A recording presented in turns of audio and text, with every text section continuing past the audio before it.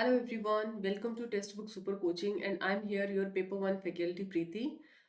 जैसे कि आपको पता है एग्जाम डेज हमारा बहुत ही पास आ गया है। ऑलमोस्ट हमारे पास 20 डेज ही बचे हैं। तो आज मैं आप लोगों के लेके आई हूँ quick revision of Kyoto protocol, जो कि पीपल डेवलपमेंट एंड एनवायरनमेंट का बहुत ही इंपॉर्टेंट टॉपिक माना जाता है अगर प्रोटोकॉल्स के और कन्वेंशंस की बात करूँ। तो क्योटो प्रोटोकॉल जो है वो एक आपका इंटरनेशनल ट्रीटी है। ये जो पर्टिकुलर हम टॉपिक है वो थोड़ा स्पीड में रिवाइज करेंगे ताकि इंपॉर्टेंट रिवीजन आपका विद इन लेस टाइम के अंदर आप कवर कर पाए। हाँ जी। तो एक इंटरनेशनल ट्रीटी है जो किसके लिए यूज किया गया है, just to reduce greenhouse जो आपका गैसेस का एमिशन है उसके रिगार्डिंग इसको यूज किया गया था। इसके अंदर 6 जो ग्रीन हाउस गैसेस है उसकी बात किया गया, और इसको याद रखने का मैंने ट्रिक भी इवन आपको शेयर किया है, जिसमें आपकी गैसेस आती है कार्बन डाइऑक्साइड, नंबर 2 आपका methane, nitrous oxide, hydrofluorocarbon, perfluorocarbon और सल्फर हेक्साफ्लोराइड। इसको आप याद कैसे रख सकते हैं?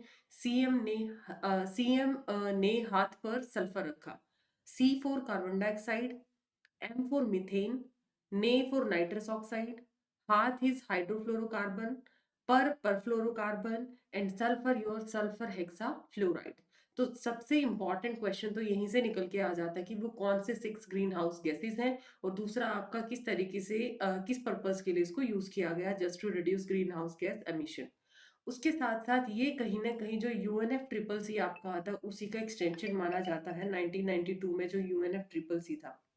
देन उसके साथ जो क्योटो प्रोटोकॉल है वो आपका आपके कॉमन प्रिंसिपल के ऊपर बेस्ड है, लेकिन वहां पर जो रिस्पॉन्सिबिलिटीज हैं कंट्रीज की भी वो क्या है अलग अलग शेयर की गई हैं। वो रीजन क्या है? क्योंकि ये चीज माइंड में रखी गई थी कि काफी जो डेवलप्ड कंट्री है, जो अंडर डेवलपमेंट है, अलग अलग कंट्री का जो सोशो इकोनॉमिक डेवलपमेंट है जो कंसर्न कंट्री का वो डिफरेंट है।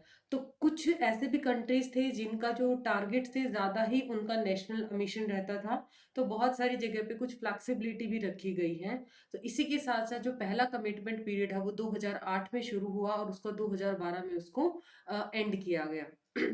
और क्योटो प्रोटोकॉल की अगर मैं फोर्स की बात करूं तो ये आपका 2005 के अंदर, ये आपका 16 फेब 2005 में ये फोर्स में आया था, और 11 दिसंबर 1997 में इसको अडॉप्ट किया गया था।